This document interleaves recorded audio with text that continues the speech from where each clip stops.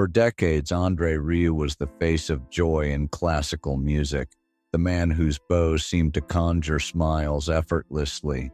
Audiences admired his elegance, charm, and warmth, unaware of the private life shadowing every standing ovation. Behind the glittering concerts and twirls of his bow lay years of secrecy, sacrifice, and survival. Andre Leon Marie Nicola Rieu had mastered the art of living in two worlds, one for the public and one for the wounds no applause could heal. His story is not just about music, but the resilience required to survive behind the spotlight. Childhood in a house of discipline. Born on October 1, 1949, Andre's early life was dominated by strict rules and high expectations. His father, Andre Rieu Senior, a respected conductor, demanded precision, leaving no room for laughter. His mother treated emotions as flaws to be corrected, viewing creativity as weakness. The young Andre learned to mask vulnerability with perfection, laying the foundation for the poised, elegant persona that would later charm the world. In interviews, he would later reflect, "My parents didn't love me. It was not bitterness, it was survival." From the very beginning, his sense of self was entwined with hiding fractures. The first refuge, music. At age 5, Andre encountered a young violin mentor who would change his life. Unlike his parents, she encouraged listening, feeling, and breathing, giving him a safe space where he could exist without judgment. Music became a refuge, a secret life of expression and solace. The violin was no longer just an instrument, it was a portal to emotional freedom. For the first time, Andre experienced tenderness and creativity outside his home's rigid walls. This early sanctuary planted the seeds for a life spent in duality, one constrained by expectation and one defined by personal truth. Adolescence and rebellion. Teenage years deepened the tension between conformity and passion. While peers focused on technical mastery, Andre pursued resonance and emotional depth. His growing love for waltzes clashed with his father's disdain. "I didn't raise you to play waltzes."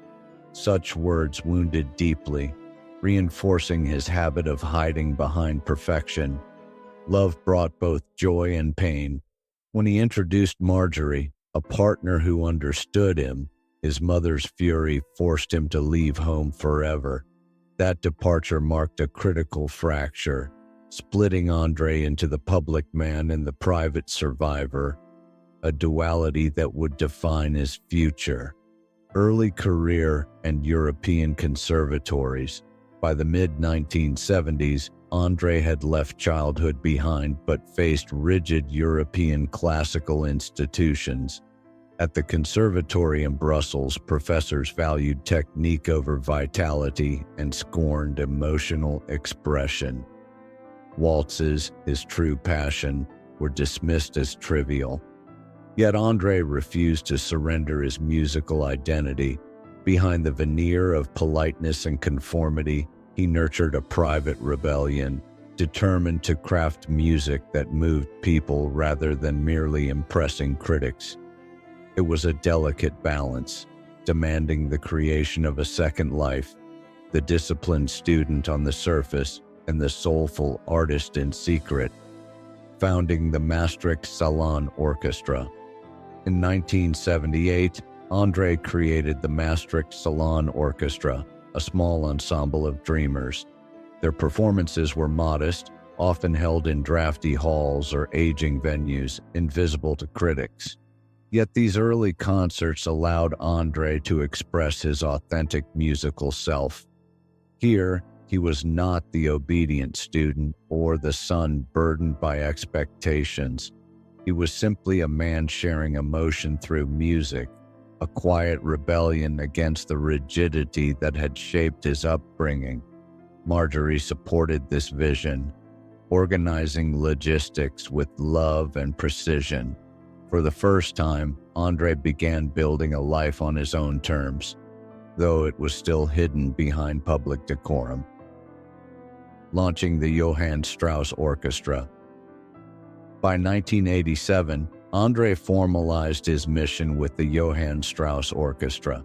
12 musicians, vibrant costumes, and a joyful stage presence drew skepticism from traditionalists. Critics dismissed the approach as frivolous, but audiences responded with passion. Andre's public persona was now fully formed, charming, accessible, and electrifying. Behind the curtain, however, the private struggle continued. He carried the weight of every logistical decision, every financial risk, and every emotional support for his orchestra. While the world applauded elegance and warmth, the hidden toil shaped a double life, one of exhaustion and quiet perseverance that audiences would never witness. Global breakthrough at UEFA. The turning point came in 1995 at the UEFA Champions League final in Vienna. Performing Shostakovich's Waltz No. 2, Andre captivated tens of thousands, many unfamiliar with classical music. The stadium fell under a spell of emotional resonance, perfectly timed with the game's action. Overnight, Andre became an international sensation. Success, however, amplified the hidden strain. Beyond the applause were relentless tours, organizational responsibilities, and personal sacrifices. Each performance, each city, each schedule required Herculean effort. Audiences saw joy, only Andre knew the cost. His artistry demanded constant energy, yet his private world continued to bear the weight of exhaustion and emotional scars, building a musical empire. By the 2000s, Andre's operations had expanded globally. Over 80 properties, hundreds of employees, a fleet of trucks, and a touring system rivaling multinational corporations. His net worth exceeded $600 million, yet the physical and emotional toll was immense. Dizziness, trembling hands, and fatigue signaled his body's limits, yet performances continued. His private battle intensified as the double life grew more precarious. Publicly untouchable, he silently navigated exhaustion and vulnerability. Every concert became a calculated risk, testing his endurance while maintaining the illusion of effortless perfection. Behind the spotlight, the cost of success was nearly invisible. Catastrophe and recovery. In 2010, Andre faced a medical crisis. A viral infection attacked his vestibular nerve, leaving him unable to stand without the world spinning. For a musician whose identity rested on performance, this was catastrophic. Tours collapsed, and months of planning vanished. Behind closed doors, Andre battled fear, frustration, and uncertainty. Conventional therapies failed, but a letter from an Australian fan offered a lifeline through vestibular exercises. Slowly, he regained balance, though vulnerability remained. Publicly, he appeared recovered, yet every performance was a silent gamble. His double life had reached a cruel peak, balancing public joy with private fragility, loss, and enduring struggle. Just as Andre regained equilibrium, tragedy struck again. In December 2016, his longtime friend and trombonist R.D.E. Merckx died unexpectedly while on tour in the UK. Merckx was not only a musician but a constant presence in Andre's personal and professional life. The loss intensified the emotional strain already amplified by physical fragility. Behind the smiling concerts, Andre carried grief alongside the ever-present risk of relapse.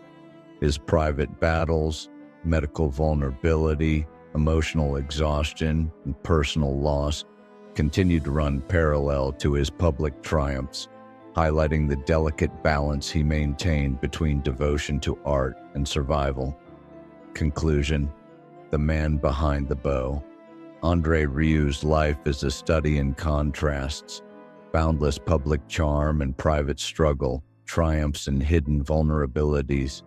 From a disciplined, loveless childhood to global fame and medical crises, he has navigated two worlds simultaneously. His artistry emerged from pain and perseverance, a testament to resilience in the face of relentless demands. Audiences may remember the smiles, the twirls, and the joy, but the full story reveals a man who built magic while quietly surviving his own fractures. Andre's life reminds us that brilliance often hides a struggle, and the elegance we admire is sometimes forged in unseen adversity.